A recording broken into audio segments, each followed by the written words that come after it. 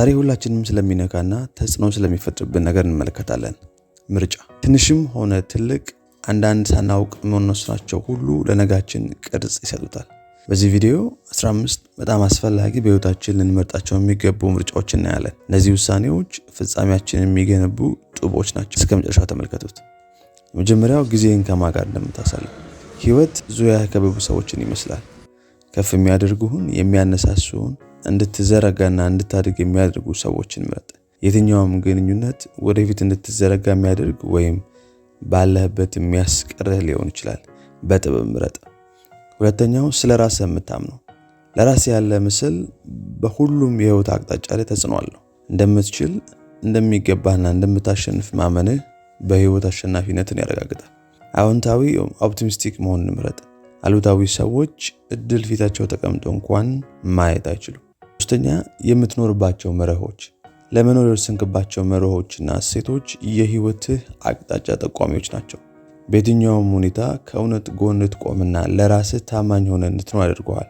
በአስቸጋሪ ሁኔታዎችም ውስጥ ጸንተህ እንድትቆም ይረዳዋል። አራተኛ የስራ ምርጫ። ደሞዝም ብቻ ሳይሆን ጥሪን የምትኖርበትን አይነት ስራ ምረጥ። የስራ ምርጫ ከመሻትህ ከአቅምና ከዓላማ ጋር አብሮ እንዲሄድ ልትሰራ ይገባል። ረጅሙን የህይወታችን እድሜ የምንጨርስበት ስለሆነ ምርጫችን ላይ ትልቅ ትኩረት ልናደርግ ይገባል። አምስተኛ ማንን እንደምታገባ ወይም እንደማታገባ። ትዳር ወሳኝ ከሚባሉ የህይወት ምርጫዎች ውስጥ ነው። የምታገባው ሰው ዛሬ ያለህን ሰላም፣ እኖራለሁ ብለህ የምትለውን ዓላማና እሆናለሁ ብለህ የምታስበውን ነገር የመወሰን አቅም አለው። ከእምነትህ ከዓላማና ከህልም ጋር አብሮ ወይም አብሮሽ የሚሄድን የትዳር አጋር ምረጥ። ስድስተኛ ገንዘብ እንዴት እንደምታውል። የገንዘብ ልማድህ ሀብት እንድትገነባ ወይም በገንዘብ ጉዳይ እየታገልክ እንድትኖር ያደርጋል። ለታይታ ብለህ የምታደርገው የምታወጣው ወጪ ሁሉ በኋላ ዋጋ ያስከፍልሃል። ቆጥብ፣ ኢንቨስት አድርግ፣ ወጪህን በአግባቡ ምራ። ምን ያህል ታገኛለህ ሳይሆን ምን ታደርግበታለህ የሚለው ነው ሀብትን እንድትገነባ የሚያደርግህ። ሰባተኛ እውነትን የምትይዝበት መንገድ። ጤንነት ሀብት ነው ይላል ብዙ የተለመደው አባባል። እውነታውም ከዚህ የራቀ አይደለም። ሰውነትህ ብቸኛ መኖሪያ ነው። ትኩረት ስጠው፣ ተንከባከበው፣ አሊያ ካጣኸው በብዙ ዋጋም አትመልሰው። ስምንተኛ ይቅር ባይ ወይስ ቂመኛ።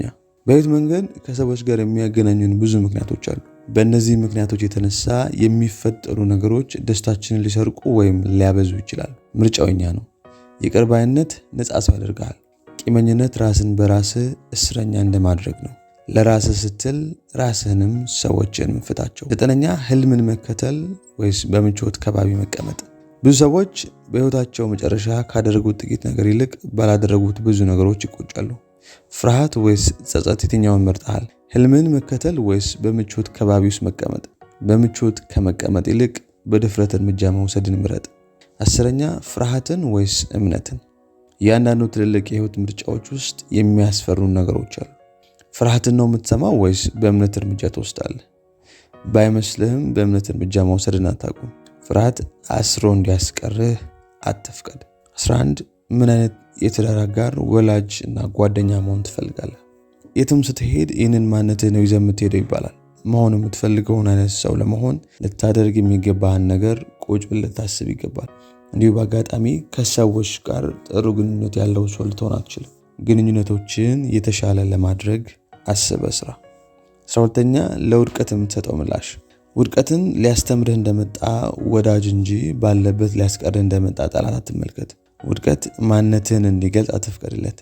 ተምረህ አቧራውን አራግፈህ መነሳትን ምረጥ። 13ኛ አእምሮህን የምትመግበውን። ህይወትህ አእምሮህን የመገብከውን ይመስላል።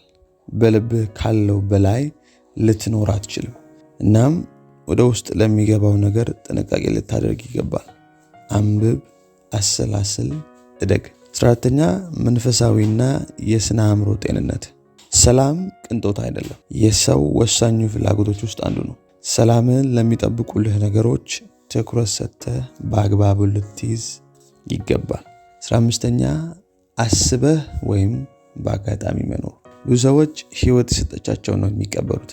ምን እንደሚፈልጉም በግልጽ አያውቁ። ምን እንደምትፈልግ ስታውቅ ተዋጊ ትሆናለህ። ህይወት አይሆንም የምትልህን ራሱ እስኪሆን ድረስ አርፋ አትቀመጥ። ህይወትህን የምትፈልገውን አውቃ ጀምር። ህይወትህን በምትፈልገው መንገድ ትሰራለህ ወይስ የተሰጠህን ተቀብለህ ትኖራለህ? ምርጫው ያንተ ነው። እነዚህ ምርጫዎች በአንድ ጊዜ የሚሆኑ አይደሉም። በየቀኑ የሚቀርቡልን የምርጫ እድሎች ውስጥ ነጋችንን እየሰራን እንሄዳለን። ትንንሽ በሚመስሉ ነገር ግን በታሰበባቸው ውሳኔዎች ህይወታችንን እያሻሻልን መሄድ እንችላለን። የትኛዎቹ ምርጫዎች በህይወታችሁ ትልቁን ተጽዕኖ አሳድረዋል? ኮሜንት ላይ ጻፉልኝ።